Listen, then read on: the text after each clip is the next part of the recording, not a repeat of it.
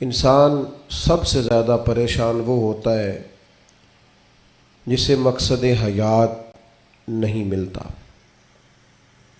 جسے پتہ ہی نہیں ہوتا میں کیوں آیا ہوں، کس لیے آیا ہوں، کس کا بھیجا ہوا آیا ہوں۔ وہ سب سے زیادہ آزمائش میں ہوتا ہے، اور جن کو معرفت الہی نصیب ہو جاتی ہے اپنے مالک کا پتہ جاننے لگتے ہیں، محسوس کرتے ہیں کہ مجھے کسی مقصد کے لیے بھیجا گیا ہے، وہ آسودہ زندگی گزارتے ہیں، قلبی اطمینان اور انشراح صدر اللہ انہیں عطا کرتا ہے۔ اللہ تبارک و تعالیٰ نے جب اپنے بندوں کی آزمائش کو دیکھا کہ وہ ڈھونڈتے پھرتے ہیں کہ ہم کیوں آئے، کس لیے آئے، کیوں بھیجے گئے، اللہ تعالیٰ نے انبیاء کرام علیہم السلام کا سلسلہ شروع فرمایا، اور پھر اس سلسلے کو بام عروج دیا اور اپنے پیارے حبیب علیہ السلام کو دنیا میں مبعوث فرمایا، اور فرمایا یا ایھا الناس قد جاءکم برہان من ربکم، اے لوگو یہ جو میرے نبی پاک علیہ السلام تمہارے پاس آئے ہیں تو یہ رب کی دلیل بن کر آئے، یعنی حضور سید عالم صلی اللہ تعالی علیہ وسلم کا وجود اطہر، کردار مبارک، آپ کا تبلیغ و ارشاد، آپ کا دعوت دین، یہ سب اس بات کی دلیل ہے کہ نبی پاک علیہ السلام اللہ کے سچے رسول بن کر دنیا میں تشریف لائے۔ ہم جب دنیا کے اندر نکلتے ہیں تو ہم دیکھتے ہیں کہ بڑے بڑے سمجھدار لوگ ہیں لیکن گمراہی کی زندگی گزار رہے ہیں۔ وحی الہی کے بغیر انسان جو بھی وقت گزارتا ہے، اللہ تبارک و تعالیٰ کے انبیاء پر جو وحی ہوتی ہے ان کی تعلیمات کے بغیر جو بھی وقت گزارا جاتا ہے وہ کبھی راہ حق پر نہیں گزرتا۔ اللہ نے احسان فرمایا اور فرمایا میں نے اپنی دلیل بھیجی ہے تمہیں اپنے محبوب عطا فرمائے۔ نبی پاک علیہ السلام کا ظاہری وجود بھی سارا اس بات کی دلیل ہے کہ حضور اللہ کے رسول ہے۔ حضرت عبداللہ ابن رواحہ رضی اللہ تعالیٰ عنہ اس مضمون کو اس طرح بیان فرماتے ہیں، آپ ارشاد فرماتے ہیں کہ حضور کوئی معجزہ بھی نہ دکھاتے، نہ ڈوبے ہوئے سورج کو عصر پر بلاتے، نہ چاند کے 2 ٹکڑے کرتے، نہ درخت سجدہ کرتے، نہ پتھر کلمہ پڑھتے، کوئی معجزہ بھی سرکار نہ دکھاتے، تو فرماتے ہیں حضور کا چہرہ مبارک ہی ایسا تھا لوگوں نے دیکھتے جانا تھا اور کلمہ پڑھتے جانا تھا۔ اللہ تعالیٰ نے حضور کے وجود نور کو اس طرح کا بنایا۔ پھر حضور علیہ السلام کو کچھ خاصیات جو محبوب پاک علیہ السلام کے فضائل، شمائل اور خصائل کو بیان کرتی ہیں، وہ بدرجہ اتم اللہ تعالیٰ نے محبوب کو عطا فرمائی۔ مثلا ایک حضور کی شان یہ ہے کہ نبی پاک امی ہے۔ امی کا معنی یہ ہے کہ حضور نے دنیا میں کسی استاد سے آ کے پڑھا نہیں، حضور سید عالم علیہ السلام کسی مکتب میں نہیں گئے۔ آپ کبھی ان لوگوں سے ملاقات کریں جو دنیا میں جنہوں نے پڑھا لکھا نہیں، وہ بڑے سیانے بھی ہوں نا کبھی، اور بڑے معاملہ فہم بھی ہوں، تو پھر بھی اپنے جملوں اور اپنے لفظوں پر اس طرح کنٹرول نہیں کر پاتے جو ایک پڑھا لکھا آدمی کر سکتا ہے۔ نبی پاک علیہ السلام امی ہیں، سرکار نے دنیا کے کسی استاد سے نہیں پڑھا، لیکن یہ دلیل ہے نا میرے نبی کے سچا رسول ہونے کی کہ حضور نے علم و حکمت کے وہ موتی عطا فرمائے ہیں کہ دنیا حیران رہ گئی۔ یعلمہم الکتاب والحکمہ، اللہ فرماتا ہے یہ تمہیں کتاب بھی سکھائیں گے اور دانائی بھی سکھائیں گے۔ جو فلسفیوں سے کھل نہ سکا اور نکتہ وروں سے حل نہ ہوا، وہ راز ایک طیبہ والے نے بتلا دیا چند اشاروں میں۔ حضور علیہ السلام دانائی، حکمت، تدبر، فہم و فراست۔ آپ سرکار کا کوئی ایک فرمان پڑھ لیں، حضور کی کوئی ایک حدیث پاک آپ لے لیں، اس کی معنویت میں اتریں، اس کی گہرائی اور گہرائی کو آپ دیکھیں، آپ حیران ہو جائیں گے۔ صدیوں کے ادیب، شاعر، حکماء وہ اپنا سارا کلام لا کے وہاں قربان کر دیں تو گرد راہ تک نہیں پہنچ سکتے. جو تدبر اللہ تعالیٰ نے نبی پاک علیہ السلام کو عطا فرمایا. آپ غور کریں, حضور مدینہ طیبہ تشریف لائے. اب پیار کرنے والا ہر آدمی ہی قابل اکرام ہوتا ہے. محبتوں کا خراج ہمیشہ انسان کو قرضدار رکھتا ہے. میرے جیسے چھوٹے آدمی سے جب لوگ پیار کرتے ہیں تو اپنی گردن جھکی ہوئی بھی نظر آتی ہے کہ بوجھ زیادہ ہے, اس قابل نہیں ہے جتنی محبتوں کا سامنا ہے. تو اب سب محبت کرنے والوں کی دل جوئی کرنا, ان کے معیار پر پورا اترنا, ان کے معاملات کو دیکھنا, یہ آسان کام نہیں ہوتا. کسی درویش نے کہا تھا میں دوست تھوڑے بناتا ہوں, اس لیے کہ دوست زیادہ ہوں تو حقوق بھی زیادہ ہوتے ہیں. تو میں اتنی وسعت نہیں رکھتا کہ میں سب کے حق ادا کر سکوں. نبی پاک علیہ السلام مدینہ طیبہ تشریف لائے تو ہر آدمی کی خواہش ہے حضور میرے گھر آئیں, حضور میرے گھر آئیں. اور جو بھی وہاں عرض گزار ہے اور پیغام دے رہا ہے, سب کے سینے بھی کھلے ہوئے ہیں, دل بھی کھلے ہوئے ہیں, آنکھیں پلکیں فرش راہ کیے ہوئے ہر آدمی منتظر ہے کہ محبوب میرے گھر میں ہے. بڑا امتحان ہے, کس طرح کر کے سب کی چاہتوں کا جواب دیا جائے. تو یہ ذرا دیکھیے اس امی لقبی محبوب کی حکمت اور دانائی. محبوب فرمانے لگے بھی میری جو اونٹنی ہے نا یہ معمور من اللہ ہے, میں گویا خود نہیں فیصلہ کرتا میں نے کہاں جانا ہے, جہاں اونٹنی بیٹھ جائے گی میں مہمان بن جاؤں گا. انداز دیکھیے, نبی پاک علیہ الصلوۃ والسلام نے نا اونٹنی کی لگامیں اس کی گردن پر ڈال دیں. اب وہ اونٹنی چلتی جا رہی ہے, تھوڑی آگے جا کے ایک جگہ پہ وہ بیٹھ گئی, لیکن اس کے بیٹھتے ہی حضور اترے نہیں, محبوب بیٹھے رہے. ابھی سرکار کی اونٹنی پوری طرح بیٹھی نہیں تھی, پھر اٹھ کے کھڑی ہو گئی اور تھوڑا سا آگے چلنے کے بعد حضرت ابو ایوب انصاری کے دروازے کے سامنے بیٹھ گئی. اور وہ اس طرح بیٹھی کہ اس طرح جم کے بیٹھی کہ اس نے اپنی گردن بھی بچھا دی. جب اطمینان سے اونٹنی بیٹھ گئی, نبی کریم اترے, جناب ابو ایوب انصاری رضی اللہ تعالیٰ عنہ کے گھر میں جلوہ فراز ہوئے. یہ وہ دانائی تھی میرے کریم محبوب کی, وہ حکمت تھی کہ کسی محبت کرنے والے کو اعتراض کیا ہونا تھا, سب کا قربان ہونے کو دل کر رہا تھا. ہمارے ہاں تو 4 بچے ہوتے ہیں اور ہم کسی ایسی دانائی کا مظاہرہ نہیں کرتے کہ ان کے اندر برابری کر سکیں. ہم اس سمجھ بوجھ کا لحاظ ہی نہیں کرتے. ہمارے ایک استاد تھے تو وہ اکثر کہا کرتے تھے, جن کو پڑھانے کی ڈیوٹی لگاتے ان سے کہا کرتے تھے کسی طالب علم سے چڑ نہ جانا, اسکول کے, کالج کے, مدرسے کے کسی بچے سے چڑ نہ جانا. تم اگر کسی سے چڑ گئے تو اس کا مستقبل خراب ہو جائے گا, اس لیے کہ تم ذاتی اناد پال لو گے. بچہ بڑا لائق ہے لیکن تمہارا فرما بردار نہیں, تم چڑھ گئے ہو, تم بات بات پہ ڈانٹتے ہو, بالآخر وہ ساری تباہی ہو گئی, بدگمان ہو گیا. نبی پاک علیہ الصلوۃ والسلام امی ہیں, لیکن یہ میرے محبوب کی نبوت کی اعلیٰ دلیل ہے کہ اللہ تعالیٰ نے محبوب کو حکمت, تدبر, دانائی. ہم دانا نہیں ہوتے, شعور نہیں رکھتے, فہم و فراست کا. وہ عارف رومی کہتے ہیں کہ ایک شخص بادشاہ تھا, اس نے خواب دیکھا. خواب میں دیکھا کہ اس کے سارے دانت ٹوٹ گئے. اس نے ایک معبر کو بلایا, تعبیر کرانے والے کو. اس سے کہا اس کی تعبیر کیا ہے؟ اس نے کہا جناب اس کی تعبیر یہ ہے کہ آپ کے سارے رشتہ دار آپ کی زندگی میں فوت ہو جائیں گے. اب وہ بادشاہ اتنا ناراض ہوا, اس نے وہ تعبیر کرنے والا بھی قتل کروا دیا.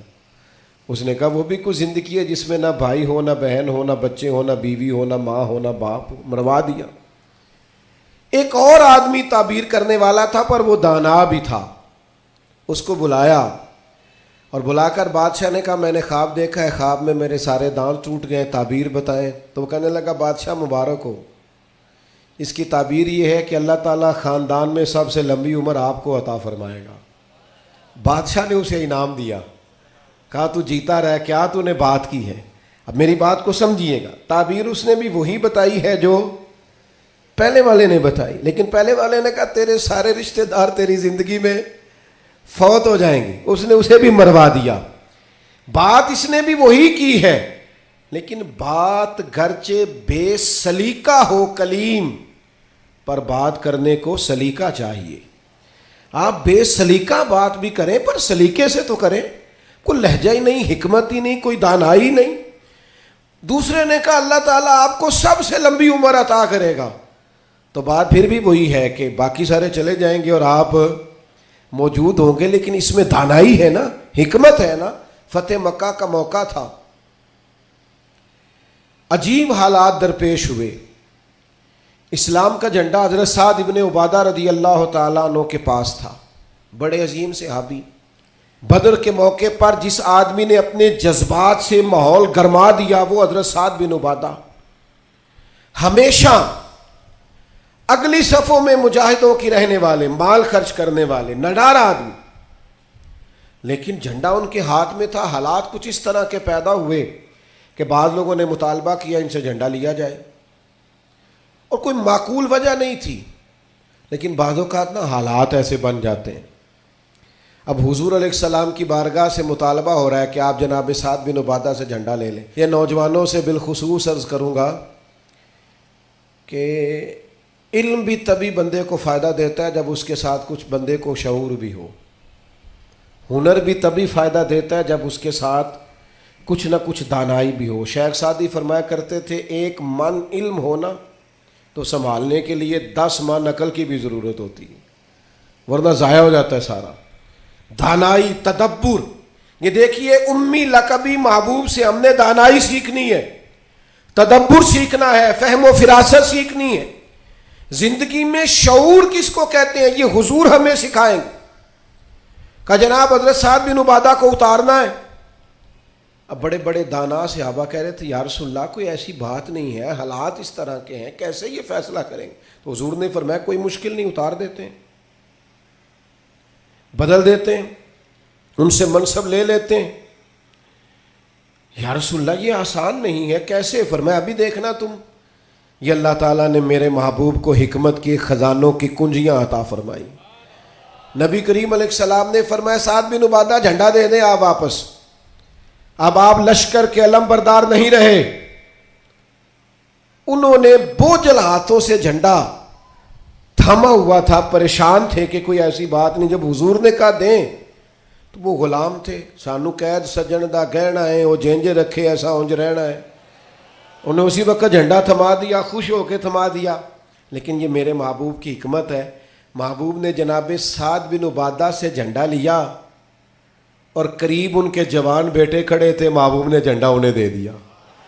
فرمایا کمان تیرے ہاتھ میں ہے۔ باپ کا قد اس وقت 10 فٹ زمین سے اونچا ہو جاتا ہے جب اس کا بیٹا اس کی جگہ پہ بیٹھ جاتا ہے۔ وہ کہتا ہے میری فکر گئی، میں اب بے فکر ہوں۔ جب انہی کے بیٹے کو وہ منصب ملا تو اب حضرت سعد بن عبادہ کے چہرے کی کیفیت یہ تھی کہ وہ گویا اپنی آنکھوں اور اپنے چہرے سے بتا رہے تھے میں تو خود جھنڈا پکڑ کے اتنا راضی نہیں تھا جتنا اپنے بیٹے کے ہاتھ میں دیکھ کے راضی ہوں۔ یہ آپ تدبر سیکھیں۔ میں اپنے نوجوانوں کو دیکھتا ہوں جذباتی مزاج، بھاگتے دوڑتے، بے چین، پریشان، الجھے ہوئے۔ ابھی میں ملک سے باہر تھا، میرے ساتھ اکثر ایسے ہوتا ہے، بیرون ملک جو لوگ ہوتے ہیں نا وہ زیادہ پریشان ہوتے ہیں پاکستان کے حالات کو لے کر، وہ زیادہ خبریں دیکھتے ہیں۔ تو ایک صاحب مجھ سے کہنے لگے پاکستان کے حالات، میں نے کہا بالکل ٹھیک ہے، یہ اتار چڑھاؤ ہے، زندگی کے ساتھ چلتا ہے، بے چینی نہیں، بے قراری نہیں، الجھاؤ نہیں، ہر وقت کا اضطراب نہیں، دانائی، تدبر، حکمت، معاملہ فہمی، یہ ہمیں ہمارے رسول پاک نے عطا فرمائی۔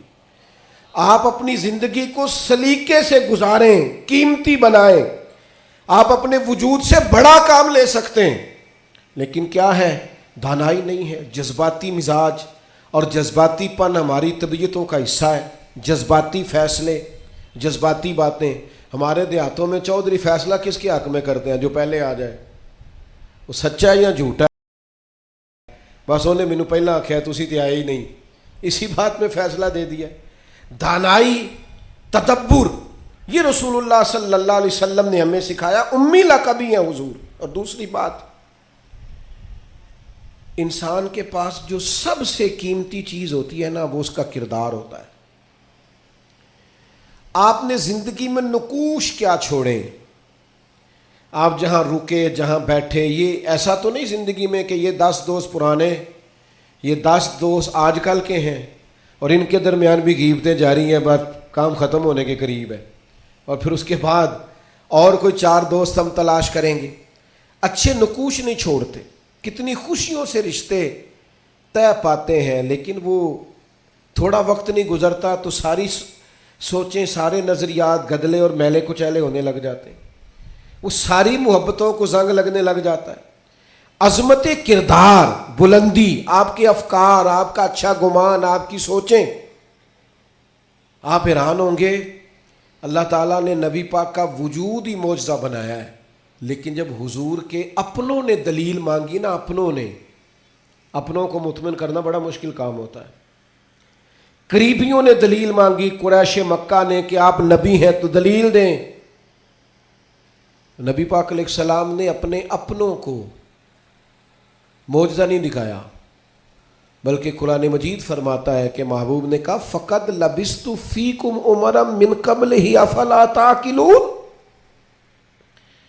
میں کوئی باہر سے نہیں آیا، میں نے اپنی اس سے پہلے کی ساری عمر تمہارے درمیان گزاری ہے. 40 سال یہاں گزارے، اپنے ماں کی گود میں بھی، نانا کے کندھوں میں بھی، جناب ختیجہ کا دولہا بن کے بھی، بیٹیوں کا باپ بن کے بھی. میں نے سارا وقت تمہارے بیچ گزارا. افلا تعقلون، تمہیں عقل نہیں؟ گویا محبوب ان سے فرما رہے ہیں کہ میری جیسا سچا ہے تو لا کے دکھاؤ. باہر سے نہیں آیا، تمہارے درمیان رہا ہوں. یار یہ مشکل کام ہوتا ہے.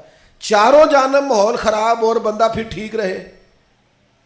اکثر لوگ تو اپنے بچے کی غلطی نہیں نکالتے، کہتے دوستوں نے خراب کر دیا. اماں کہتی ہے منڈا میرا ٹھیک سی، دوستوں نے خراب کرتا ہے. میں نے کہا چلیں اچھی طرح سے سوچ لیں، ہو سکتا ہے دوست ٹھیک ہو، آپ کے بچے نے سارا ماحول گڑبڑ کر دیا ہو. یہ جان چھڑانا تو آسان ہے، لیکن سارے ماحول کے اندر کردار کی عظمت. جب نبی پاک علیہ السلام نے مختلف بادشاہوں کو خطوط لکھے نا، اسلام قبول کر لو، تو کیسر روم کو بھی خط لکھا.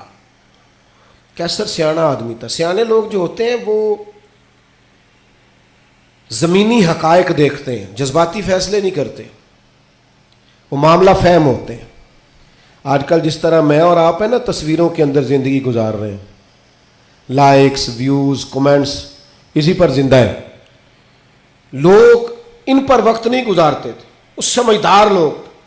کیسر روم کے پاس میرے محبوب کا خط گیا، اس نے فوراً نہیں فیصلہ کیا، کہنے لگا کوئی، ورنہ بہت سارے ایسے بدبخت بھی تھے معاذ اللہ جنہوں نے حملے کی تیاری شروع کر دی. ہمیں خط لکھا ہے اسلام قبول کرو، ہم حملہ کریں گے.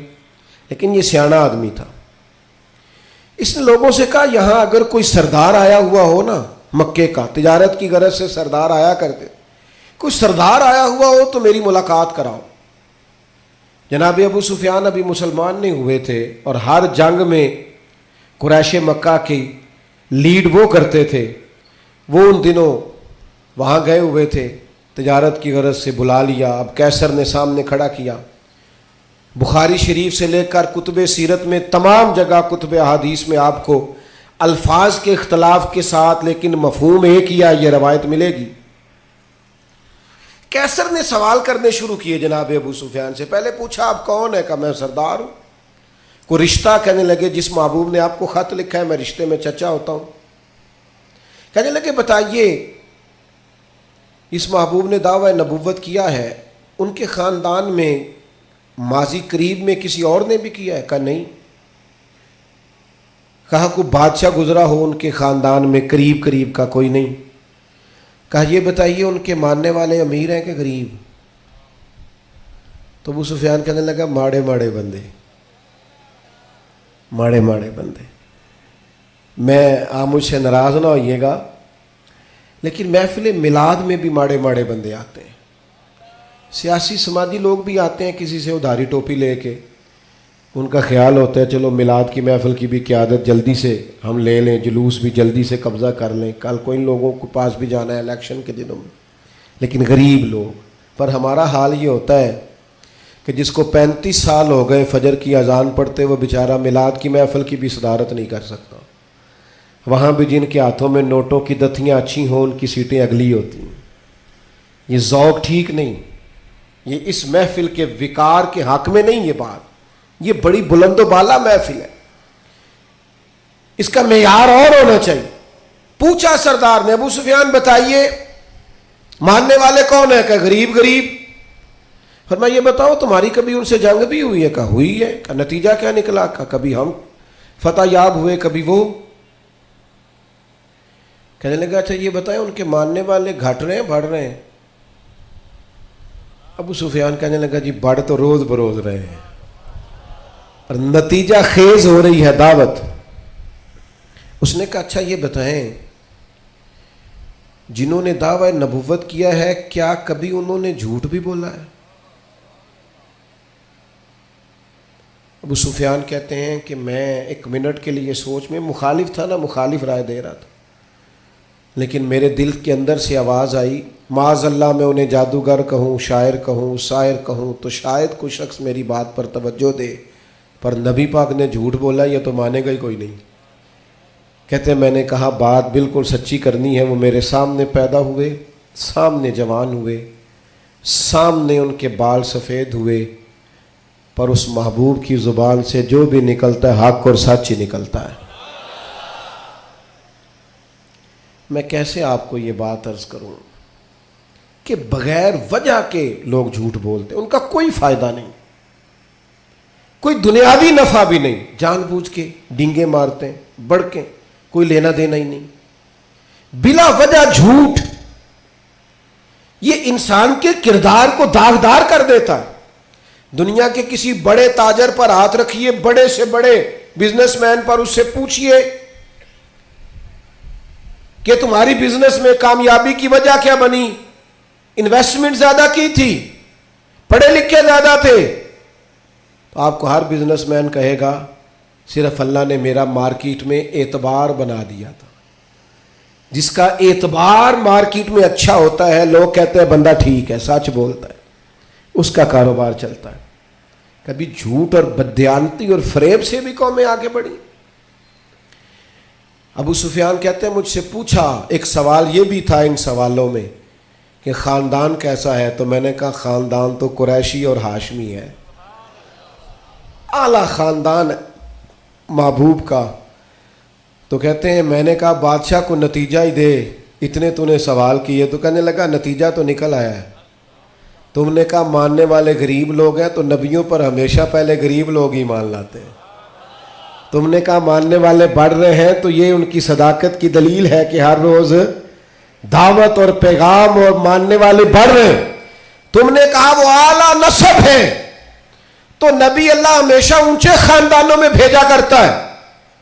تم نے کہا انہوں نے کبھی جھوٹ نہیں بولا، تو سردار سچ بتانا، جو بندہ بندوں سے جھوٹ نہیں بولتا وہ یہ جھوٹ کیوں بولے گا کہ میں اللہ کا رسول بن کے آیا ہوں؟ نتیجہ تو نکل آیا۔ اسیر دشمن کی چاہ میں بھی، مخالفوں کی نگاہ میں بھی وہ امی ہے، صادق ہے، معتبر ہے، میرا پیغمبر عظیم تر ہے۔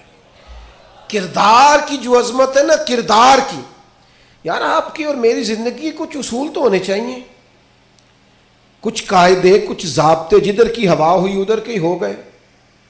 آج کل یہ نیا والا فیشن ہے لہذا یہ اپنا لو۔ بھئی ہم کوئی ہوا کے دوش پہ ہیں، کوئی لاوارث ہیں، اپنی کوئی تہذیب نہیں، تمدن نہیں، مزاج نہیں، طبیعت نہیں، یعنی جس طرح کا ماحول ہے اس طرح کے بن جاؤ۔ کردار میں کچھ قاعدے زندگی میں بنانے چاہیے، کچھ اصول وضع کرنے چاہیے، کچھ چیزیں طے کرنی چاہیے کہ مجھے ان حدود سے آگے نہیں بڑھنا۔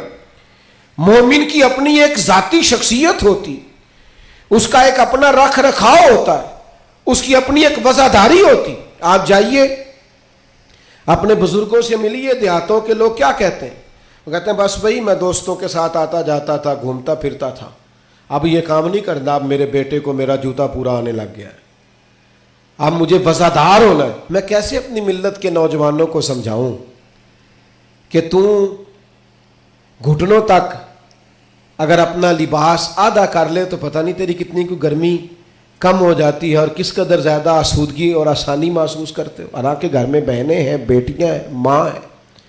بندے کی ایک اپنی وفاداری بھی ہونی چاہیے، اس کے کچھ قاعدے، ضابطے، اٹھنا بیٹھنا، اصول بھی ہونے چاہیے۔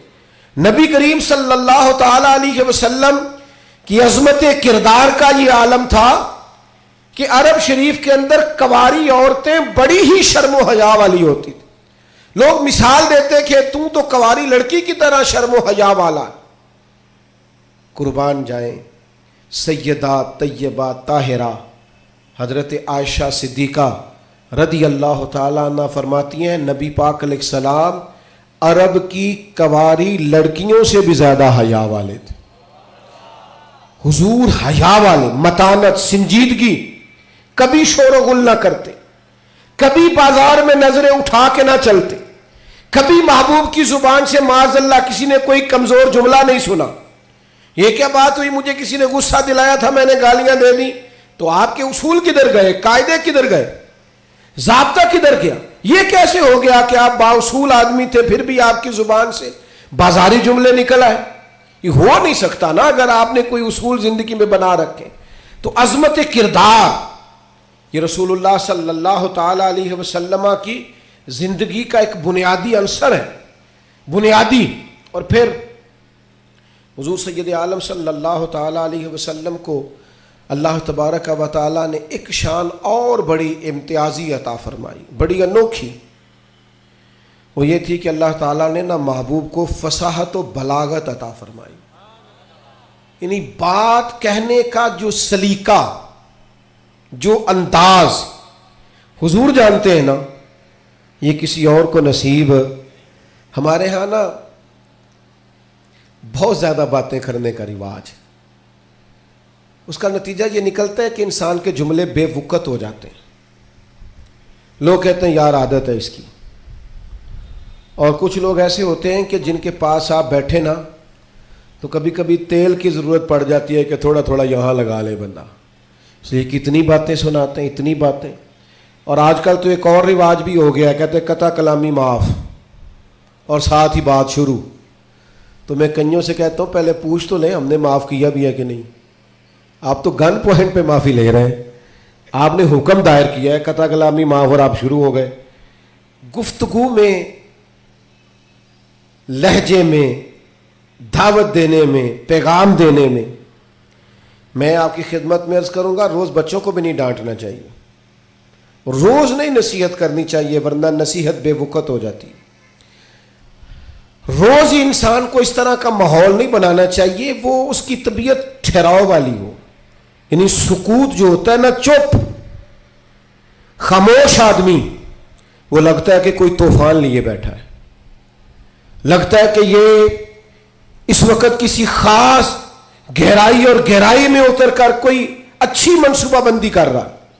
نبی پاک علیہ السلام کو اللہ نے بڑی فصاحت و بلاغت عطا فرمائی، لیکن اس کے ساتھ ساتھ اللہ تعالیٰ نے علم کے خزانوں کی کنجیاں دیں۔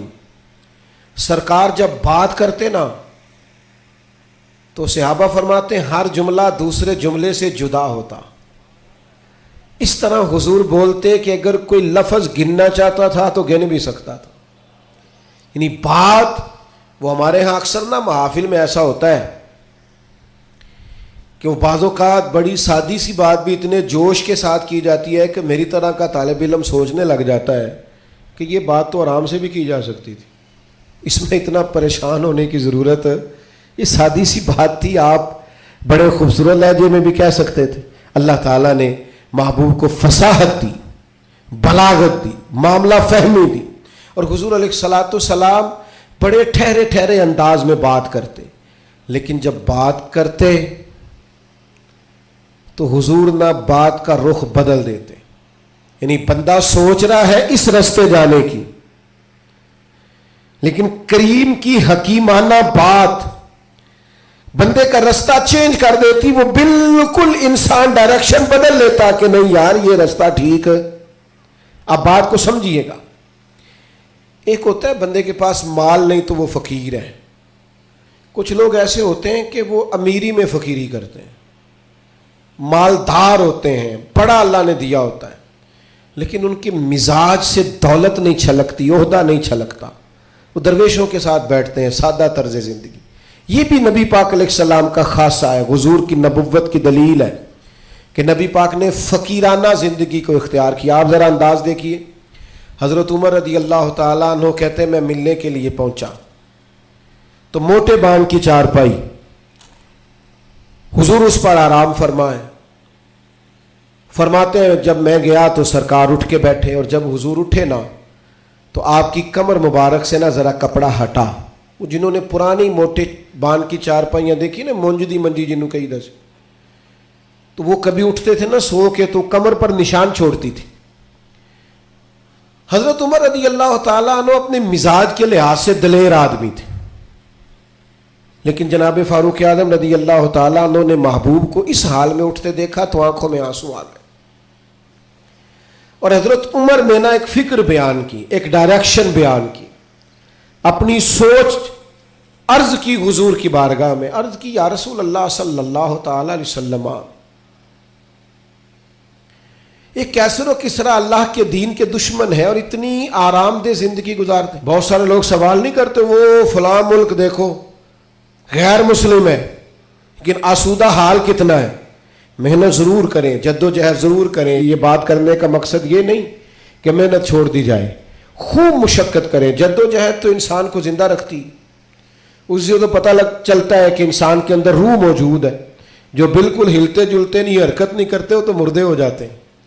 تو زندگی زندہ دلی کا نام ہے، مردہ دل کیا خاک جیا کرتے ہیں۔ لیکن یہ سوچ کا یہ زاویہ بھی دیکھیے، حضرت عمر نے عرض کی یا رسول اللہ صلی اللہ تعالی علیہ وسلم، وہ کیسر و کسرا اللہ کے دین کے دشمن اتنی آسودہ آسان زندگی گزارتے اور آپ محبوب ہو کے، اب یہ ایک زاویہ ہے سوچ کا، لیکن نبی پاک علیہ السلام نے اس زاویے کو نیا رستہ دیا۔ یعنی سوچ یہ ہے کہ آپ محبوب ہیں اور ظاہری طور پر یہ وقت مشکل ہے، دوسری جانب دشمن ہے، اور یہ گاؤں تک یہ لاؤ لشکر، یہ آسان زندگی۔ حضور نے سوچ ہی بدل دی، فرمایا عمر کیا تم یہ پسند نہیں کرتے کہ وہ دنیا میں تھوڑی سی آسانی لیں اور آخرت میں رسوا ہو جائیں؟ اور فرمایا کیا تم یہ پسند نہیں کرتے ہم دنیا میں تھوڑی سی مشقت اٹھائیں اور آخرت کی ساری عزتیں اللہ ہمیں ہی عطا فرما دے؟ یہ ایک ایسی سوچ تھی کہ جناب عمر کہتے ہیں میرا زاویہ نگاہ ہی بدل گیا کہ جنت میں جئیں گے من چاہی زندگی، وہاں اللہ کے انعامات سے بھرپور لطف اندوز ہوں گے، وہاں اللہ تبارک و تعالی اور اس کے محبوب کے قرب میں ان نعمتوں کو محسوس کریں گے، اور حضور نے زاویہ بدل دیا۔ یقین ایک شخص نے آ کے کہا یا رسول اللہ مجھے آپ سے محبت ہے، حضور نے فرمایا سوچ کے کہو۔ یہ ویسے ہم سے نہیں آج کوئی بھی کہہ سکتا، سوال ہی نہیں پیدا ہوتا۔ میں عاشق رسول ہوں تو کوئی بندہ کہے سوچ لے اچھی طرح، کہنے تو نے یہ کیسے بات کر دی، میرے سے بڑا عاشق ملے گا نہیں ڈھونڈنے سے۔ کہا یا رسول اللہ آپ سے محبت ہے، تو فرمایا سوچ لو۔ یا رسول اللہ آپ سے محبت ہے، فرمایا پھر سوچ لو۔ 3 بار حضور نے کہا۔ اس نے کہا حضور مجھے ہے محبت، تو پھر نبی پاک نے فرمایا فقر کے لیے تیار ہو جاؤ، آزمائش کے لیے تیار ہو جاؤ، یاری تیری سونا پر آزمائشاں تیریاں اگ، یہ سونا پرکھیا جامد ہے پر نہ لگاں دے لگ، آزمائش کی تیاری کرو۔ یعنی ایسا نہیں ہے کہ مجھ سے محبت کرو گے تو بڑی آسودہ زندگی، ہر وقت آرام دہ وقت گزرے گا، یہ شہادت گاہ الفت میں قدم رکھنا۔ لوگ آسان سمجھتے ہیں مسلمان ہونا، یا آپ کا خیال ہے کہ فلاں آدمی دیکھو کتنی موج میں ہے۔ میں اکثر کہا کرتا ہوں جو بندہ بڑا ہوتا ہے نا اس کے دکھ بھی اتنے بڑے ہوتے ہیں، اس کی آزمائشیں بھی اتنی بڑی ہوتی ہیں، قد کاٹ کے حساب سے آزمائش ہوتی ہے لوگوں کی۔ یاد رکھنا نبی پاک علیہ الصلوۃ والسلام نے سوچوں کو نیا زاویہ دیا. فقیرانہ زندگی، یعنی بہت زیادہ مال ہے حضرت عثمان غنی کے پاس، لیکن سارا اللہ کی مخلوق پر بانٹنے کے لیے رکھا ہوا ہے. خود اگر پیوند لگے کپڑوں سے بھی گزارا کرنا پڑتا ہے تو وہ سکھی ہیں، آسان ہے. ایک دن بھی نہیں مانگا حضرت بلال حبشی نے کہ یا رسول اللہ میرا بھی تو مکان ہونا چاہیے نا. کیوں؟ کہ حضور نے معراج سے واپس آ کے کہا تھا میں نے تمہارے چلنے کی آواز جنت میں بھی سنی ہے. تو جن کے محل بنے ہوئے تھے سوچیں بدلی ہوئی تھی، انہوں نے پھر اپنے زاویہ نگاہ کچھ اور بنایا. بس بات سمیٹنے کی طرف آ رہا ہوں. ایک چوتھی بات نبی پاک علیہ الصلوۃ والسلام کے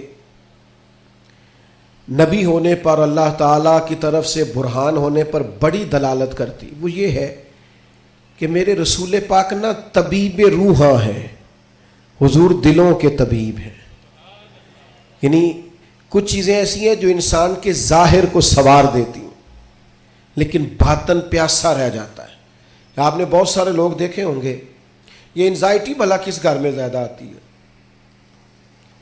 ڈپریشن اور ٹینشن کس گھر میں زیادہ آتا ہے؟ جس میں بہت زیادہ سہولیات ہوتی ہیں، بہت زیادہ سرمایہ ہوتا ہے، 2-4 نوکر ہوتے ہیں، وہاں انزائٹی بھی ہوتی. کیوں؟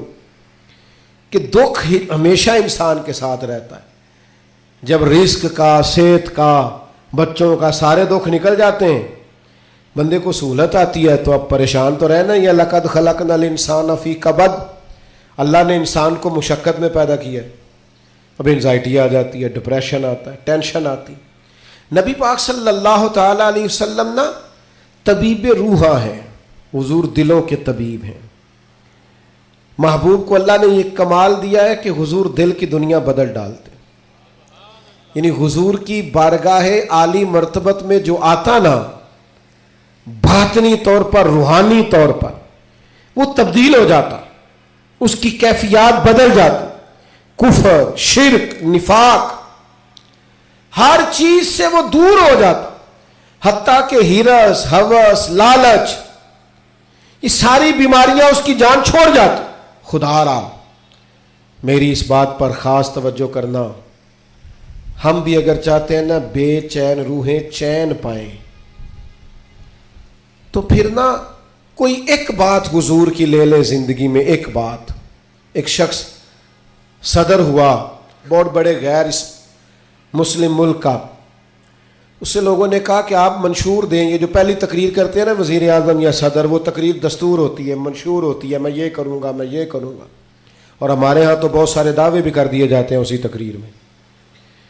اس سے کسی نے کہا کہ اتنے ملک کے آپ صدر بنے ہیں تو ملک کیسے چلائیں گے؟ تو اس نے کہا میرے پاس مسلمانوں کے نبی کی ایک حدیث ہے صلی اللہ تعالی علیہ وسلم، میرا وہی دستور ہے، وہی منشور ہے.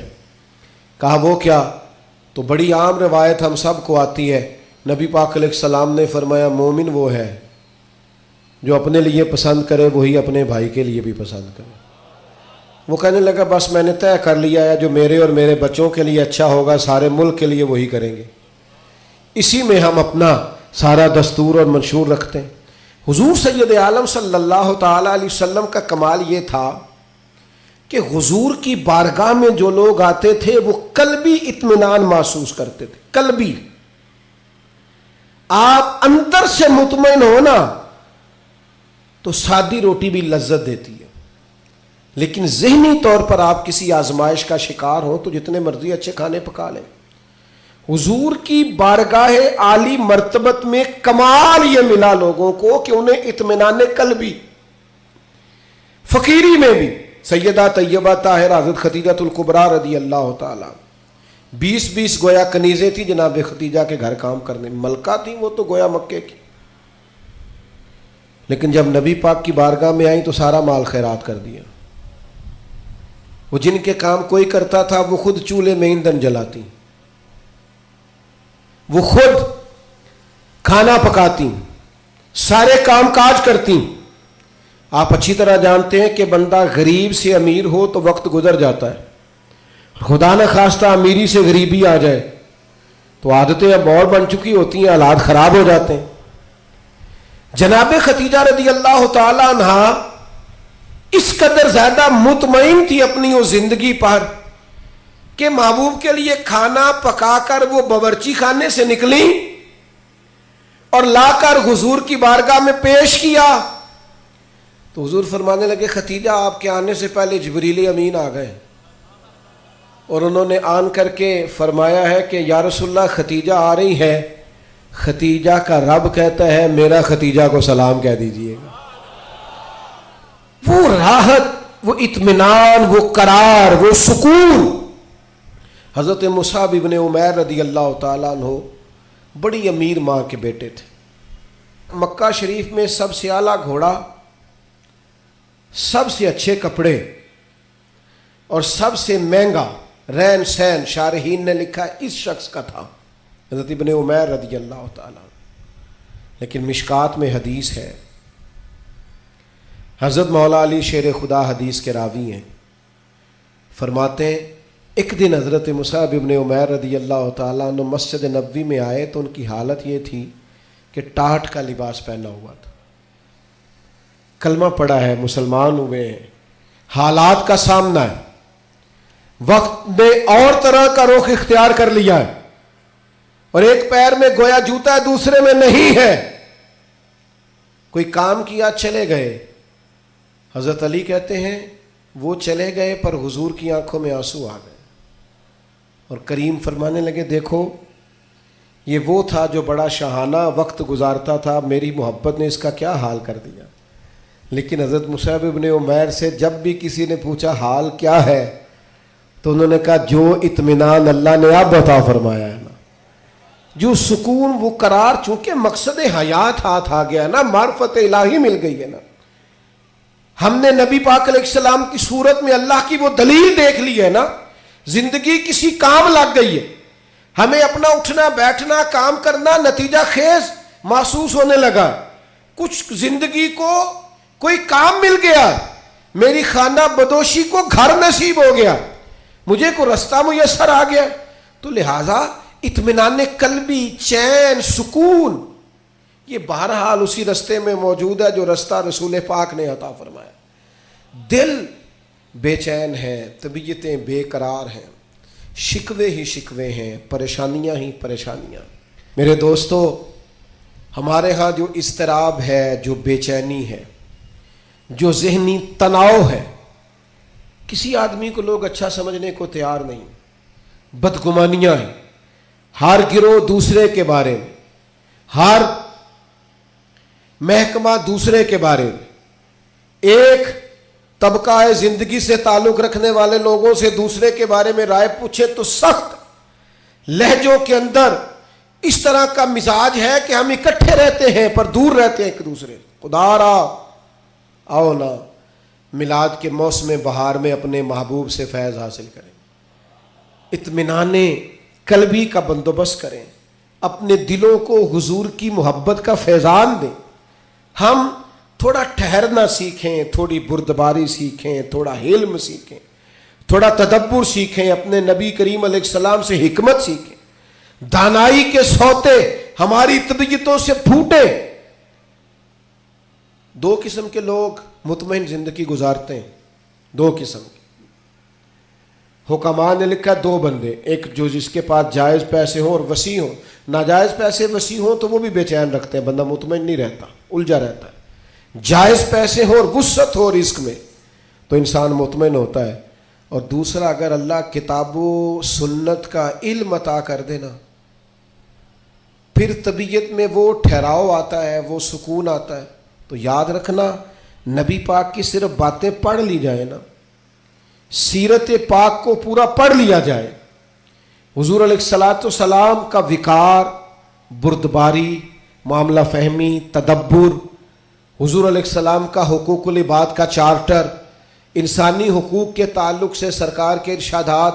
یعنی میں بڑے زمانے سے دوستوں سے یہ کہتا ہوں کہ ایک مہینہ پہلے بیٹی کے فرنیچر کا آرڈر دیتے ہو، کم از کم مہینہ پہلے، اور 15 دن پہلے بیٹے کی شیروانی اور سوٹ، کم از کم 15 دن پہلے۔ کاش ان دونوں کو تم کسی ایسی جگہ بھی لے جاؤ جہاں انہیں میاں بیوی کے حقوق کا درس بھی ملے۔ अगर नौजवानों को पता हो कि 3 तलाकें इकट्ठी देने से तलाक हो जाती है, कबल इसके पता हो तो जो सैकड़ों केसेस रोज तलाक के आते हैं और वो पछता रहा होता है बाद में, लेकिन चूंकि अब उसने दरवाजा ही बंद कर दिया है, 3 तलाकें दे, क्या किया, मसाइल का पता ही नहीं, आगाही नहीं। हमारे घरों में इनकलाब आएगा, घरों में। एक हदीस है ना सरकार की, एक कि नबी पाक अलैहिस्सलाम ने फरमाया किसी बाप का अपने बेटे के लिए, बेटी के लिए सबसे बेहतरीन तोहफा यह है उसे अच्छा अदब सिखा दें। लो आप ये काम करके देखें, कल को उसी बेटे की बीवी कितने सुकून से वक्त गुजारेगी। अगर उसके आदाब जिंदगी ठीक हुए तो उसके बच्चे कितने इत्मीनान से वक्त गुजारे। उसके दोस्त कहेंगे यार क्या आदमी है, इसके साथ बैठे तो जिंदगी खूबसूरत हो जाती। हमने क्या किया है, हमने अपने बेचैन दिल को चैन नहीं दिया, हुजूर की बारगाह से फैज़ याब नहीं किया। बेहिकमत और बेतरतीब जिंदगी, उलझे ख्यालात, टूटती बिखरती सोचें, वसवसों के गलबे हमने अपने ऊपर ओढ़ लिए हैं। मिलादुन नबी के इस मौसम बहार में वापस लौटिए और दरवाज़ा रसूल की तरफ रुजू कीजिए। क़यामत तक के लिए अब नबुव्वत का दरवाज़ा बंद है। अब क़यामत तक के लिए जिसे भी इत्मीनान और सुकून मिलेगा सिर्फ गुंबद खजरा वाले महबूब की बारगाह से मिलेगा। लेकिन हमें अब नारों की दुनिया से, अब हमें जज्बाती गुफ्तगू की दुनिया से बाहर आकर हकीकत पसंदी का मिजाज इख्तियार करना होगा। हमें वो चीज़ें इख्तियार करनी होगी और अमलन अपनी ज़िंदगी में नाफिजुल अमल करनी पड़ेंगी। फिर आप देखिएगा खुद ब खुद कि बड़े उलझे हुए लोगों की ज़िंदगी में भी आप अपने आप को मुतमईन पाएंगे। दरवेश क्यों मुतमईन रहते थे? ख्वाजा मोइनुद्दीन अजमेरी रहमतुल्लाह अलैह जब बहुत हमले होने लगे हिंदुओं की तरफ से, तो आपके हालात में लिखा एक शख्स ने आपको कहा बेचैन नहीं होते, उसी तरह खेमे में अकेले सो जाते हैं, हालांकि हालात इतने ख़राब हैं। तो ख्वाजा साहब फरमाने लगे मैं को लवारस हूँ, अकीदा है तो ईद वाला हूँ, हालात ख़राब हो गए तो क्या हुआ, बच गया तो तबलीग करूँगा, दुनिया से चला गया तो शहादत की ज़िंदगी नसीब हो जाएगी। हर तरह से खैर ही खैर है, दोनों जानब से करम ही करम है। तो मोमिन की ये शान होती है कि वो तो मुतमईन होता है, उसको तो अल्लाह तबारक व तआला सुकून अता करता है। लेकिन हमारा उलझाव अब ख़तरनाक हो गया। तो 4 बातें मैंने आपकी खिदमत में अर्ज़ की। एक तो हिकमत, हुजूर उम्मी है, परदानाई, तदब्बुर, मामला फहमी। और दूसरी बात रसूलुल्लाह सल्लल्लाहु अलैहि वसल्लम ने हमें अज़मत किरदार सिखाई। अपनी ज़िंदगी के चारों जानिब उसूलों की दीवार खड़ी करें, अपने उसूलों की रोशनी में आप जिए। कोई आ रहा है कुछ जा रहा है, ये काम चलता रहे, लेकिन आपको अपने उसूल तोड़ने नहीं है। वो कायदे आज़म मिलने आए ना हज़रत अमीर मिल्लत से, देर से आए, रात को देर से। हज़रत अमीर मिल्लत ने लांगरी को बुलाया, कहा खाना ताज़ा पकाओ। तो कहने लगे मुझे सालों बीत गए, मैंने रात को कभी खाना नहीं खाया। तो हज़रत अमीर मिल्लत कहने लगे मुझे आधी सदी होने को है, मैंने बगैर खाना खिलाए मेहमान सोने कभी नहीं दिया। आपके उसूल है तो हमारे भी उसूल है, तो रोटी खा गई सोएंगे। तो बड़े मुतासिर हुए, कहने लगे कि यही नज़म तो हुसन है ज़िंदगी का। कहा मैं आज अपना उसूल तोड़ता हूँ, इसलिए कि आपका उसूल ज़्यादा शुस्ता है, खूबसूरत, निखरा।